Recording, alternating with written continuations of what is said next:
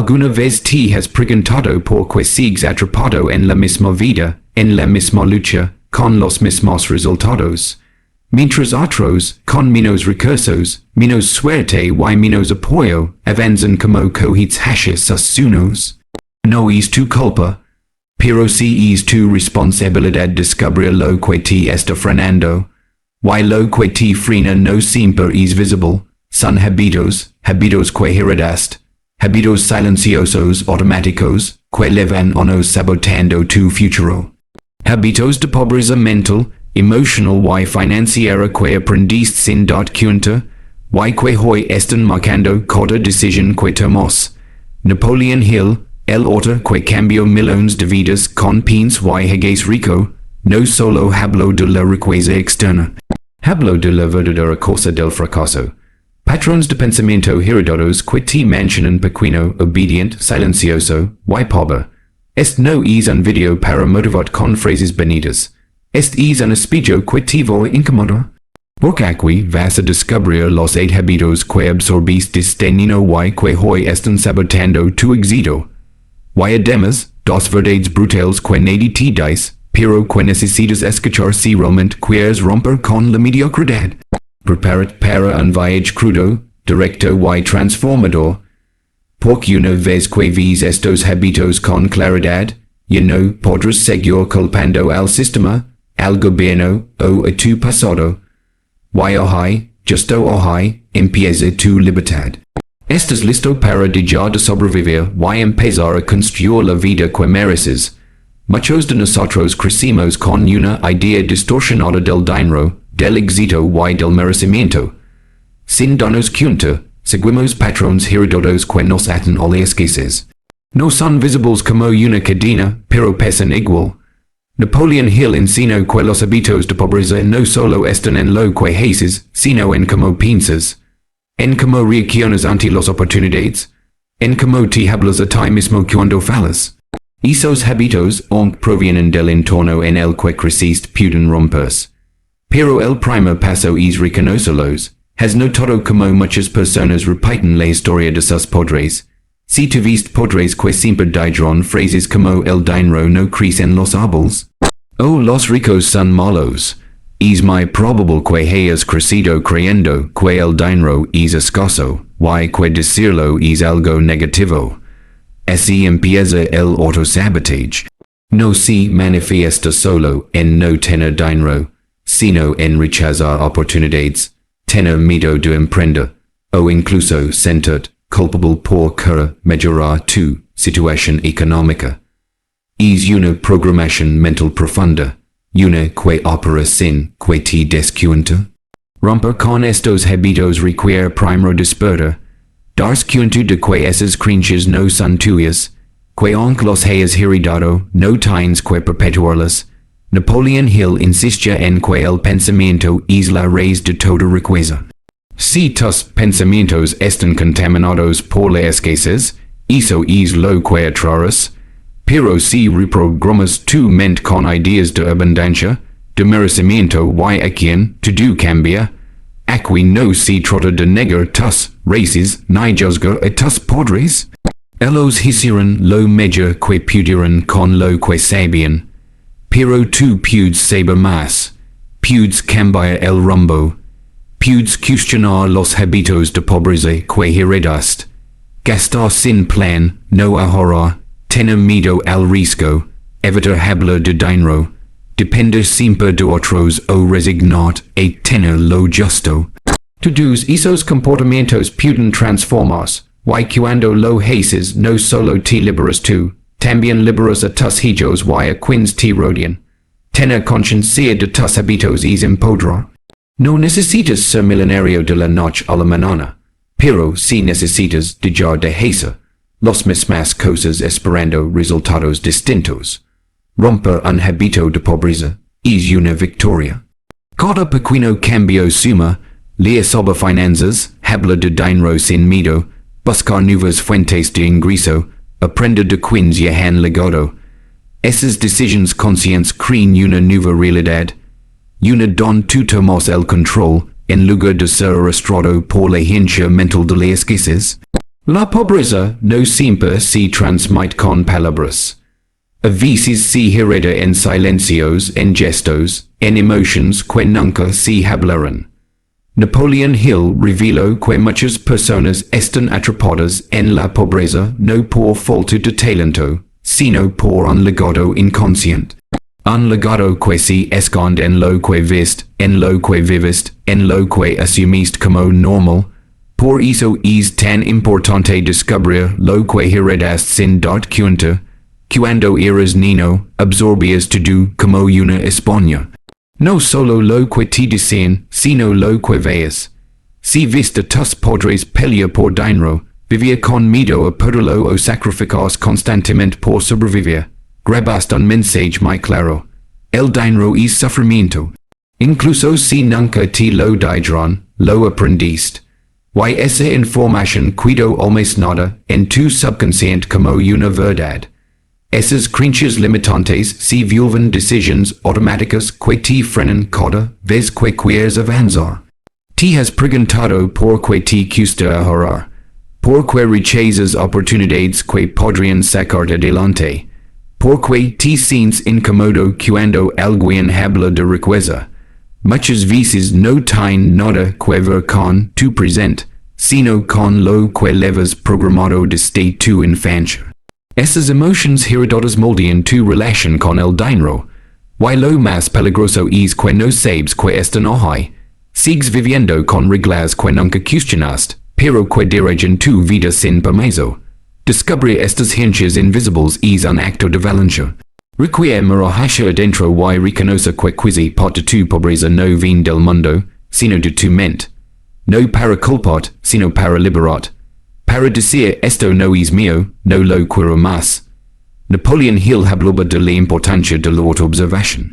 De detectar los pensamientos que te detienen, las emociones que te sabotean, y las decisiones que te alejan del éxito.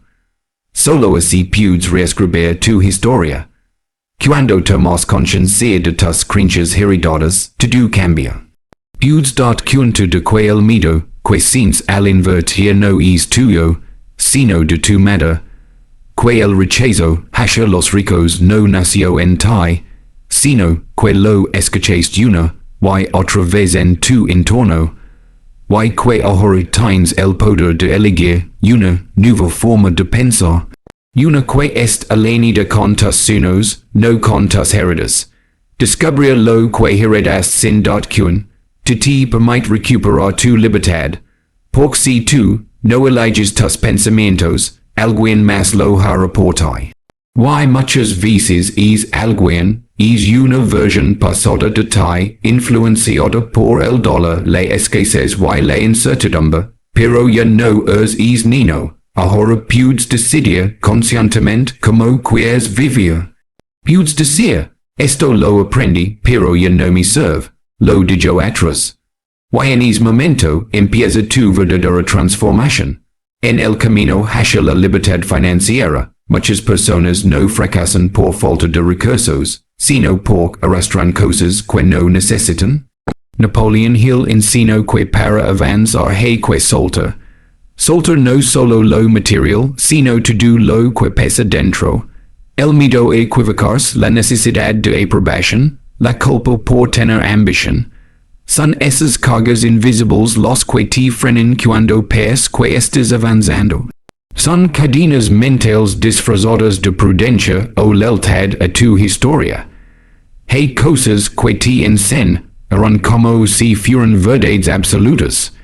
Que el dinero cambia a las personas, que no se puede tener todo, que si quieres más estás siendo egoísta. Esas ideas, aunque peores, can inofensivas, te impiden avanzar.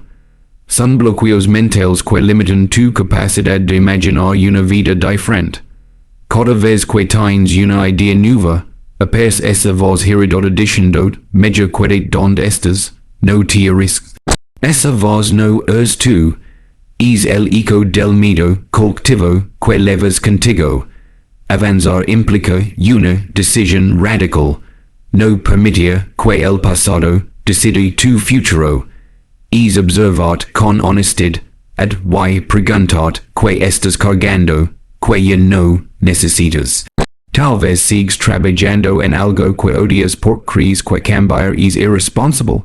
Tal vez sigues en relations que no te suman porque crees que es lo que te toca. Tal vez sigues viviendo con la mentalidad de escasez porque piensas que es más seguro no sonar. Pero nada de eso es verdad. Son solo creencias que puedes reemplazar.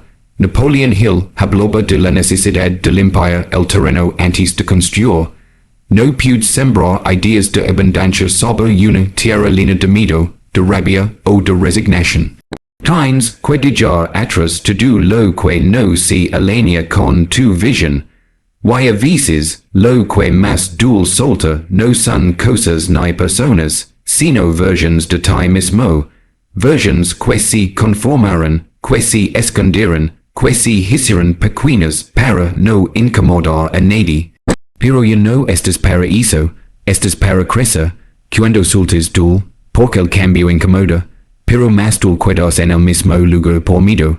Dejar atrás no es olvidar ni negar tu historia, es decir, reconozco lo que fui, pero elijo lo que quiero ser. Es confiar en que algo mejor te espera si te atreves a dar el paso. La vida te está esperando del otro lado de tus excusas, pero primero tienes que dejar atrás la carga, porque el que volillos vaya liviano. Todo lo que tienes en tu vida en este momento es el reflejo de tu programación mental. Napoleon Hill afirmaba que los pensamientos son cosas, y que cada cosa comienza con una idea. Si estás rodeado de escasez, probablemente has sido condicionado para pensar en términos de cancha. Pero la buena noticia es que esa programación no es permanente. Tu mente se puede reprogramar. Puedes reemplazar creencias limitantes por creencias poderosas.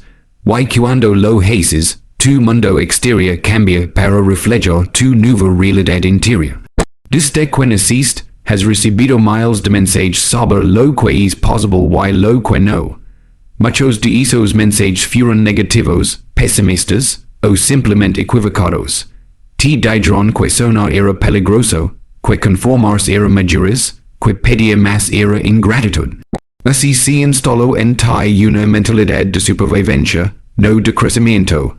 Y lo más grave es que probablemente ni siquiera te diste cuenta. Porque todo eso se instaló en lo más profundo de tu subconsciente. ¿Y dónde se toman las decisiones más importantes sin que tú los cuestiones? Reprograma tu mente comienza con hacer consciente lo inconsciente. Es observar tus pensamientos automáticos y pregunta, ¿esto me sirve? ¿Esto me acerca o me aleja de la vida que quiero? Si cada vez que piensas en dinero sientes miedo, incomodidad o culpa, es una señal clara de que necesitas una nueva programación. Napoleon Hill enseñaba que repetir afirmaciones positivas no es un yugo superficial, sino un ejercicio poderoso de transformación interna.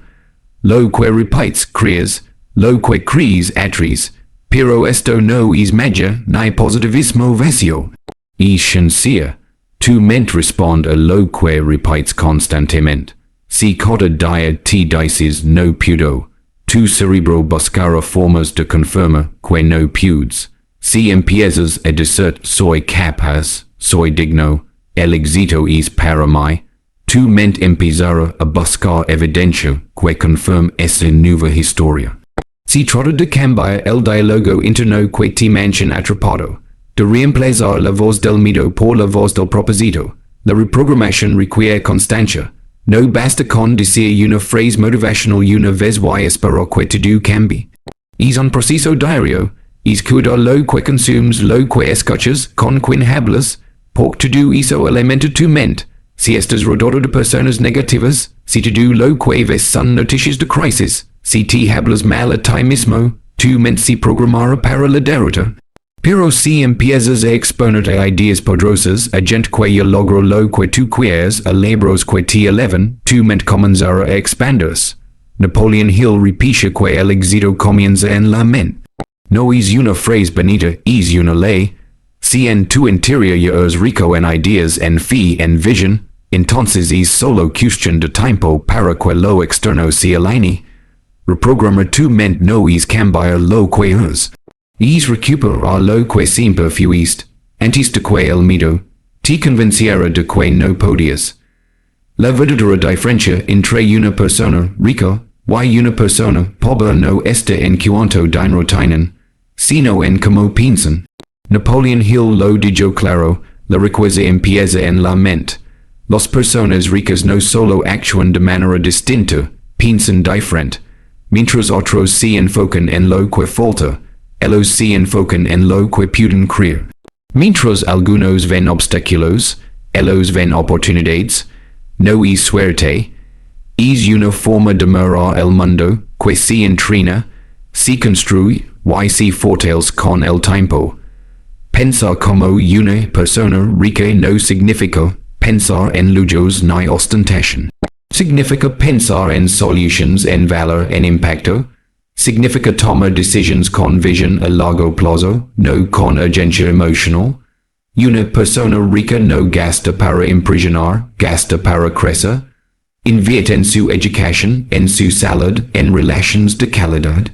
Sabe que el dinero no es un fin, sino un vehículo para your libertad y propósito. Es enfoque cuando se interioriza, transforma completamente tu realidad financiera. Mientras una mentalidad pobre pregunta, ¿cuánto cuesta? Una mentalidad rica pregunta, ¿qué valor aporta? El cambio está en el enfoque. Las personas ricas piensan en términos de retorno, no solo de gasto. Evalúan cada decisión en función de si los acerca o aleja de su visión. Son estratégicos con su tiempo, su energía y su atención. No se distraen con lo superficial.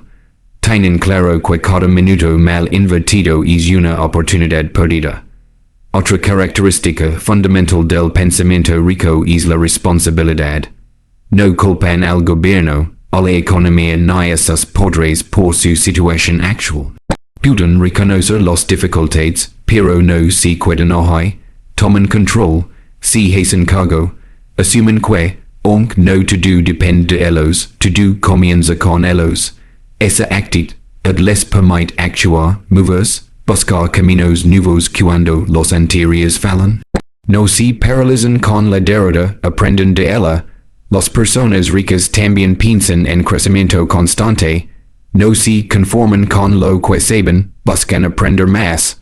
Toman cursos, leen libros, se rodean de personas que los retan a mejorar. Saben que su mayor activo no es el dinero que tienen, sino la mente que lo genera. Y por eso invierten en expandir su visión. No tienen miedo a perder ignorantes, tienen miedo a quedarse estancados. Este tipo de pensamiento no es exclusivo para los millonarios. Es un entrenamiento mental disponible para quien decida adoptarlo. Cada vez que eliges aprender en lugar de quejar, actuar en lugar de culpar, planear en lugar de improvisar, estás pensando como una persona rica. Y cuando tu mente empieza a operar en ese nivel, tarde o temprano tus resultados lo reflejan. Lo que crees sobre el dinero determina cómo lo usas, cómo lo atraes y cómo lo pierdes. Napoleon Hill enseñó que muchas personas viven atrapadas en ideas equivocadas que aprendieron sin cuestionar. Creencias que vienen de la familia, la escuela, la religión o la cultura. Frases como el dinero es sucio, los ricos son corruptos. Si tienes mucho, alguien más tiene menos. Son semillas que se plantan desde la infancia y que luego germinan como esqueces, culpa o miedo al éxito.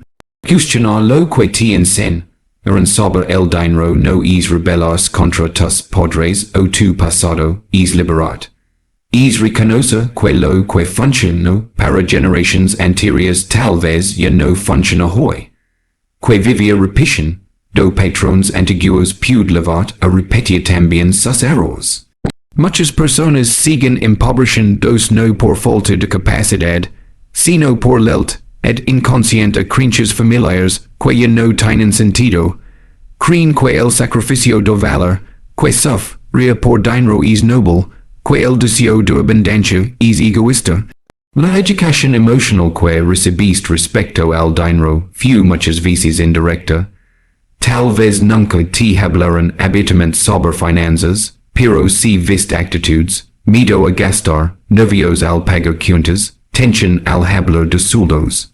Todas esas emotions quedaron ancladas en ti. Así, crisis con la idea de que el dinero es una fuente de conflicto, de inseguridad, de culpa. Y si no lo cuestionas, tu mente seguirá eligiéndolo. Reescribir esas ideas comienza por ponerlas sobre la mesa. Hast preguntas incómodas, que pienso del dinero, que sencha mi familia cuando hablaba de él, que me dijeron que podía o no podía hacer con él, que tipo de persona cree que era alguien rico, las respuestas revelaron tu programación. Y una vez que eres consciente ella, puedes elegir cambiarla, puedes decidir que tener dinero no te hace peor persona, que puedes ser ético, generoso y próspero a la vez, que ganar bien no es robarle a nadie, es multiplicar valor. Otro mito común es que el dinero llega solo con esfuerzo extremo, que para tener más, debes trabajar más horas, sacrificar más vida. Pero Napoleon Hill demostró que la riqueza no está necesariamente ligada al esfuerzo físico, sino al esfuerzo mental, a pensar mejor, a crear ideas, a construir ideas, a generar valor. Muchos se esfuerzan toda la vida sin obtener resultados porque siguen una fórmula rota. Cuestionar lo aprendido también implica cuestionar el modelo de trabajo que te enseñaron. Cambiar tu relación con el dinero no es solo una transformación financiera, es una transformación emocional, porque el dinero es un espejo. Refleja tus creencias más profundas sobre merecimiento, poder, libertad y amor propio. Si crees que no mereces más, inconscientemente lo rechazarás. Si crees que tenerlo es peligroso, harás todo para perderlo. Por eso es tan vital revisar tus creencias. Cambiar tu economía externa comienza por revisar tu economía interna. Uno de los hábitos de pobreza más profundamente arraigados y destructivos que Napoleon Hill identificó es la mentalidad de víctima. Esa tendencia casi automática a culpar a otros por lo que no está funcionando en nuestra vida. Es una reacción humana, sí, pero también es una trampa silenciosa. Cuando alguien vive echando la culpa al gobierno, a la economía, a sus padres, a sus jefes, a su pareja o incluso a la suerte, está renunciando a su poder. Está entregando el control de su vida a factores externos que jamás podrá controlar por completo. Y sin control no hay cambio. La pobreza mental comienza justo ahí, en ese momento en que decides que tú no puedes hacer nada porque todo depende de algo o alguien más. El problema es que esta narrativa se vuelve adictiva. Te excusa, te protege del fracaso, te mancha cómodo, pero también te encierra en un círculo de impotencia, del que es casi imposible salir hasta que haces una elección radical. Asumir responsabilidad total por tu vida. Eso no significa que todo lo malo que te pasó sea tu culpa. Significa que todo lo que viene de ahora en adelante si es tu responsabilidad. Napoleon Hill repite una y otra vez que el primer paso hacia la riqueza, en cualquier sentido, es la decisión. No una decisión superficial, sino una decisión profunda, visceral, emocional. Voy a tomar control de mi mente, de mis emociones, de mis acciones y de mis resultados. Esa decisión no espera que cambie el entorno, que bajen los precios, que te den permiso o que la situación mejore. Esa decisión cambia el entorno desde adentro hacia afuera, porque cuando tú cambias, todo a tu alrededor se reorganiza. Hay personas que viven décadas atrapadas en la cuella, se quejan de lo mismo, una y otra vez, como si repetir la cuella fuese a mejorar algo. Pero lo único que logran es reforzar a su frustración. La cuella sin a quien no es más que autocompasión disfrazada. Y esa actitud empobrece más que cualquier cuenta bancaria vacía. Te impide pensar en soluciones, te convierte en observador de tu vida, no en protagonista. Tomar el control implica ver con honestidad brutal. Implica decir, C. Quizzes no tuve la mejor educación. C. Mis podres me pasaron hábitos limitantes. C. El sistema está lleno de obstáculos. Pero, que voy a pasar el resto de mi vida repetition. Do eso o voy a usarlo como combustible para cambiar mi destino. Esa es la verdadera revolución interior. Cuenta de que tienes mucho más poder del que crees. El entorno puede ser duro, pero hay personas que, incluso en circunstancias adversas, logran salir adelante. ¿Qué los diferencia? La decisión de no depender emocionalmente de las condiciones externas. La elección diaria de enfocarse en lo que sí pueden hacer, aunque sea pequeño. Tal vez no puedas controlar la inflación, pero sí puedes controlar tus gastos.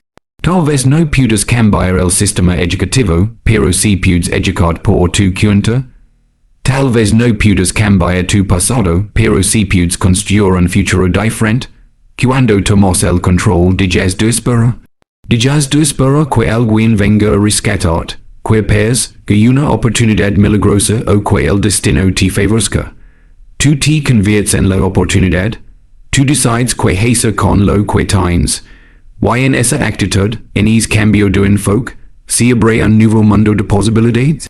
Es fácil buscar culpables, pero es inútil, no cambia nada, no suma, no construye, en cambio toma responsabilidad te empodera. Te obliga a pensar, a moverte, a aprender. Y esa incomodidad es la que transforma. Porque mientras otros están esperando, tú ya estás accionando. Mientras otros repiten excusas, tú estás creando caminos. El hábito de buscar culpables se rompe cada vez que eliges responder con a quien en vez de con queja.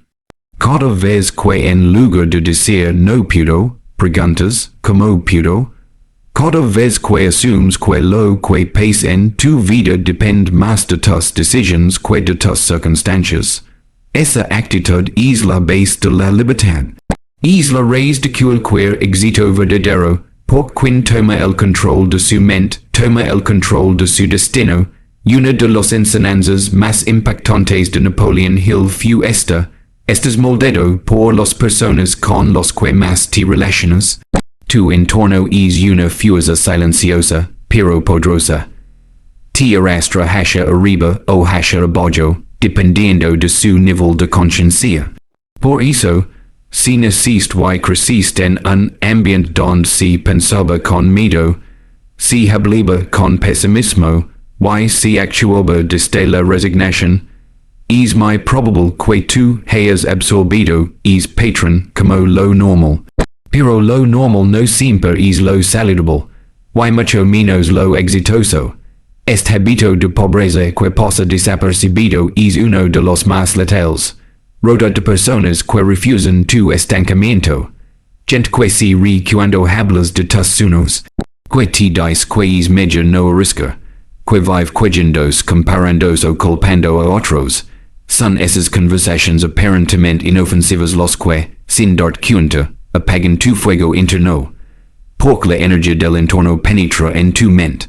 Se filtra en tus decisiones, afecta tu autoestima, tus creencias y tus acciones. Napoleon Hill escribió sobre el mastermind, un grupo de personas alineadas en visión y propósito, que se apoyan y potencian entre sí. Este concepto es más actual que nunca. No puedes aspirar a una vida extraordinaria si estás rodeado de personas que se conforman con lo mínimo. No puedes elevar tu nivel de pensamiento si vives en un entorno donde se castiga la ambición y se aplaude la mediocridad. Necesitas rodearte de personas que elevan tu visión, no que la reduzcan. La mente es como una esponja. Absorbe lo que la rodea. Si tu círculo habla de crisis, escasez y miedo, es solo cuestión de tiempo para que tú también pienses así. Pero si te rodeas de personas que piensan en soluciones, que leen, que crecen, que se reinventan, entonces tu mente también empezará a operar en ese nivel. No es coincidencia que las personas exitosas suelen estar en círculos de alto nivel.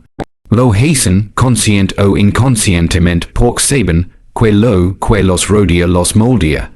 Una de las decisiones más difíciles, pero más necesarias, es solta relations que no te suman. Eso no significa dejar de amar a tu familia o traicionar tus raíces. Significa elegir con quien compartes tu energía más valiosa, tu atención, tu tiempo, tu visión. Puedes seguir amando a alguien sin compartir su mentalidad. Puedes respetar a tus amigos de siempre sin permitir que su pesimismo contamine tu proceso de crecimiento. Rodea de personas que te reten, que te inspiran, que no te dejen quedarte cómodo, que te hagan pensar más grande, que te hablen de proyectos, no de chismes, que se enfoquen en construir, no en criticar. Que celebran tus logros en lugar de sentirse amenizados por ellos. Tipo de relations son una inversión, no un lujo. Son parte del sistema de soporte emocional y mental que necesitas para sostener tu crecimiento. A veces, para avanzar, necesitas incomodar a tu entorno. Necesitas cambiar tus conversations. Empezar a hablar de lo que quieres creer, no de lo que te falta. Cambiar las salidas improductivas por reuniones estratégicas. Cambiar la crítica constante por la mentoría constante. Si no conoces personas así, buscalas. Están en libros, en conferencias, en comunidades digitales, en proyectos que te entusiasman. Hay un mundo de mentes brillantes a la afuera esperando conectarse con alguien como tú. El entorno que eliges hoy será tu realidad de mañana. Si sigues rodeado de energía negativa, no importa cuánto lees, cuánto trabajas o cuánto sueñas, siempre estarás nadando contra la corriente. Pero si empiezas a rodear de personas que ven en ti tu potencial incluso cuando tú dudas, todo se acelera, porque la confianza se contagia, la visión se amplifica, el coraje se multiplica, crea tu entorno con intención. Elige tus conversations como eliges tu alimento. Protege tu mente como proteges tu cuerpo. Así como no comerías veneno, no deberías tolerar palabras venenosas. Así como no vivirías en un lugar tóxico, no deberías convivir con personas que sabotean tu crecimiento. La calidad de tu vida se define por la calidad de tus relaciones. Y si quieres vivir en abundancia, rodeate de quienes viven con esa frecuencia. Hay un hábito silencioso que moldea y limita cada decisión de millones de personas sin que se den cuenta. Es invisible, pero poderoso. No se manifiesta con gritos ni cadenas físicas, pero te mantiene atado, pequeño, escondido. Es el miedo al que duran. Es susurro constante en tu cabeza, que te hace dudar de cada paso, de cada idea, de cada sueño que no encaja con las expectativas de los demás. Napoleon Hill lo entendió. No puedes vivir con plenitud si estás viviendo para complacer a otros. Este miedo comienza desde temprano. Desde que eras niño, y aprendiste que ser aceptado significaba ser aprobado. Que ser diferente significaba correr el riesgo del rechazo. Que mostrar como realmente eras podría ser peligroso. Y entonces aprendiste a encajar, a decir lo correcto, a vestirte como esperan, a elegir una carrera que suene respetable, a seguir los pasos predecibles que los demás aplauden. Pero con cada decisión basada en lo que otros esperan, fuiste apagando tu voz. Y lo más doloroso es que muchas veces no te das cuenta. El miedo al que duran no solo te impide actuar, te roba energía.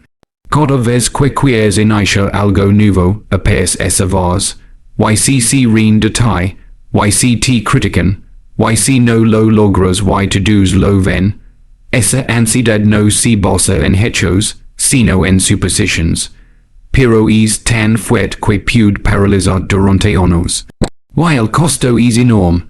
Por cada vez que pospones un sueño, por miedo al juicio ajeno, estás traicionando tu autenticidad. Estás regalando tu libertad por una aprobación que nunca será suficiente. Las personas que alcanzan la grandeza tienen una característica en común. Están dispuestas a ser malinterpretadas. Están dispuestas a ser criticadas, juzgadas, incluso rechazadas. No porque no les importa, sino pork saben que su propósito es más grande que la opinión de quienes no caminan en sus zapatos. Napoleon Hill enseñó que el miedo es un hábito mental, y como tal, puede ser cambiado. Pero requiere courage, requiere decir, prefiero ser fiel a mí mismo que complacer a quien no vive mi vida. Muchos heredan este miedo sin cuestionarlo. Lo absorben de padres que temían el que duran, de maestros que premiaban la obediencia, y no la originalidad, de sociedades que castigan la diferencia. Pero lo que heredaste no define lo que puedes construir. Cuestionar este hábito es un acto de libertad, es mirar de frente es miedo y preguntarte, que es lo peor que puede pasar si sigo mi camino, y más importante, que es lo peor que pasará si no lo hago. El miedo al que duran también es selectivo. No todos opinan igual, pero tu mente suele amplificar las voces más críticas. Si 20 personas te apoyan, y una te cuestiona, te enfocas en esa una. Porque el miedo no busca verdad, busca seguridad. Y la seguridad muchas veces se encuentra en la conformidad. Pero tú no naciste para conformarte, naciste para evolucionar, para crear, para aportar. Y eso implica tomar decisiones que quizás nadie entiende al principio.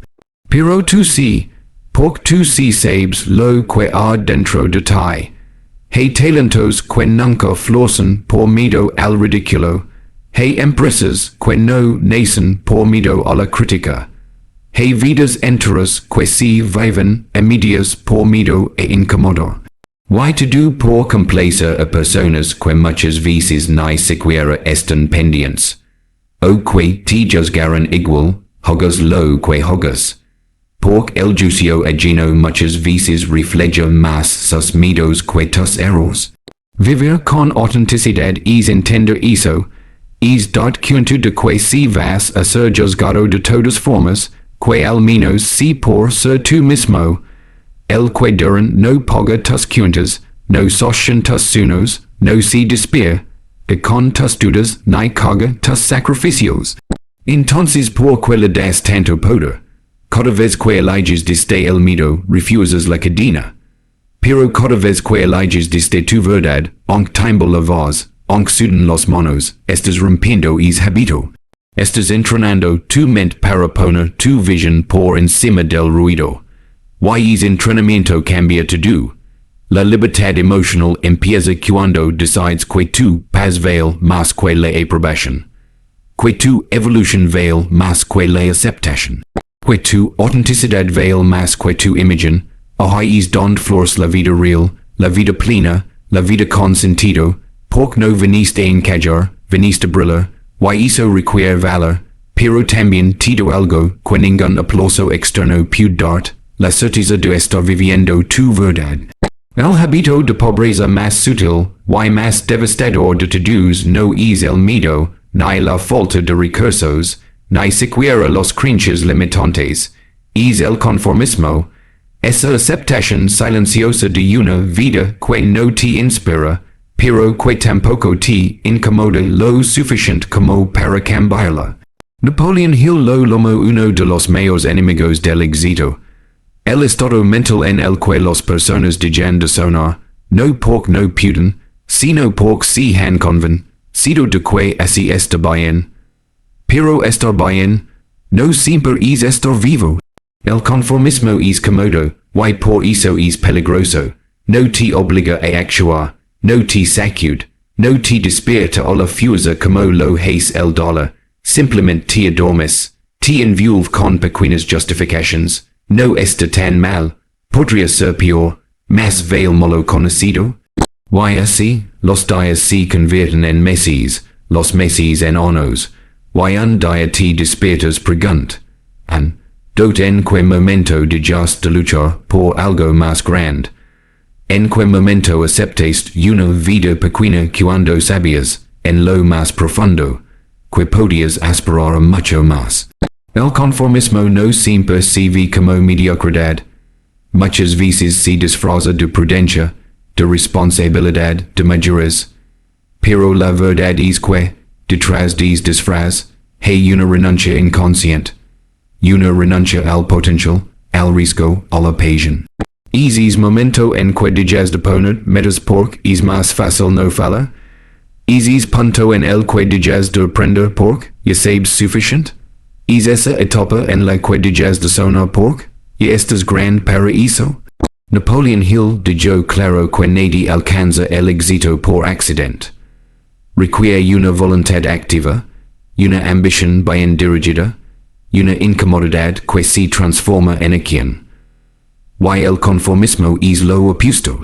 Es inacción, es espera eterna, es dejar que otros vivan las historias que tú solo imaginas, y no porque no puedas, sino porque te convenciste que no es para ti. El conformismo se hereda, como un viejo meuble que nadie cuestiona. Se transmite de padres a hijos con frases como trabaja duro, no te quejes, no te arrisques, mejor lo seguro, así vivimos todos. Y sin darte cuenta, vives con un teco mental que no construís tú, pero que respetas como si fuera ley. Romperis patron requiere una decisión valiente. La de no conformar aunque el resto se lo haga. La de querer más, no por avaricia, sino por plenitud. El éxito verdadero no es tener más, es ser más. Es expandir, crecer, evolucionar, pero eso solo ocurre fuera de la zona cómoda. Hay don la mayoría no quiere, donde hay riesgo sí, pero también posibilidad, donde no todo es predecible, pero sí auténtico. El conformismo es enemigo de esa expansión. Porque te dice que ya no necesitas crecer, que ya hiciste suficiente, que ya es tarde, pero nada de eso es cierto. Cada vez que eliges lo cómodo en lugar de lo desafiante, estás reforzando ese hábito. Pero también, cada vez que eliges incomodarte por tu crecimiento, estás entrenando tu grandeza. No necesitas cambiar todo de golpe. Solo necesitas empezar a incomodarte con lo que antes tolerabas. A cuestionar lo que antes dabas por hecho. A son a con lo que antes creías imposible. Porque ahí empieza la ruptura del conformismo. Y con ella, el despertar de tu verdadero potencial. Una vida sin ambición es una vida a medias, no importa quen estable pesca. Si tu corazón late confusa por algo más, si hay una chispa dentro de ti que arde, entonces no estás hecho para conformarte. Estás hecho para construir, para transformar, para inspirar. Y eso implica salir del molde, romper patrones, desobedecer la mediocridad heredada. Es incómodo, sí, pero es la única forma de vivir de verdad. Si alguna de estas verdades te sacudió, si sentiste que hablamos de ti, de tu historia, de tus pensamientos más profundos, entonces no digas que si solo otro video que miras y olvidas. De mí, gusta ahora, porque es simple gesto es, que mensaje leg a más personas que también necesitan despertar. Compartilo con quien sabes que está atrapado en uno o más de estos hábitos. Tal vez con tus padres, con tus amigos, con tu yo del pasado. Y sobre todo, suscribe, beat y activa la campana, porque este es solo el comienzo de una transformación real. Hoy descubriste los 8 hábitos de pobreza que heredaste sin darte cuenta. El miedo invisible a tomar decisiones, la educación que te preparó para obedecer, no para crear la forma en que hablas de ti mismo y te condenas sin saberlo, la pereza mental disfrazada de descanso, el desprecio sutil por el dinero que aprendiste en cosa la rutina de vivir al día. Sin pensar en el futuro es miedo paralizante al que duran. Que te impide ser tú, y el conformismo cómodo, que te roba la ambición, y además, los tu verdades más crudas. Que no baste con sonar si no tienes el courage de actuar, y que si no romps con estos patrones hoy. Mañana será demasiado tarde. Aquí no solo hablamos de cambiar tu economía. Aquí hablamos de cambiar tu mentalidad, tu entorno, tu legado. Porque el cambio verdadero empieza cuando decides dejar de vivir en piloto automático. Si estás listo para seguir este camino de conciencia, crecimiento y libertad, este canal es tu espacio. Y si quieres más contenido como este, deja un comentario con la frase, rompo el ciclo ahora, para que sepa que estás aquí, despierto y decidido. Nos vemos en la próxima historia.